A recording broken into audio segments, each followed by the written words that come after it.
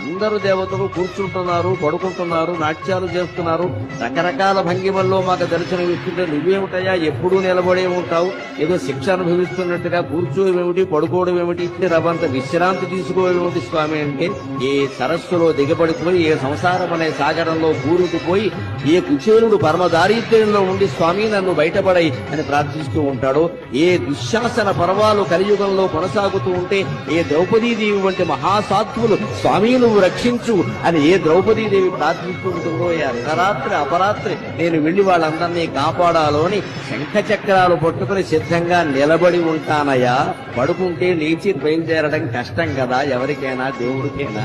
ఎవరో మేలుకొలు పాడాలి, సుప్రభాతం పాడాలి, లేవాలి, బయలుదేరాలి. అంతకంటే నిలబడి సిద్ధంగా ఆయుధాలతో సహా ఉంటే వెళ్లి కాపాడొచ్చును కదా అని నిలబడి ఉంటానయ్యా అనే సమాధానాన్ని స్వామి నా మనస్సులో స్ఫురింపజేశారు శ్రీ వెంకటేశ్వర.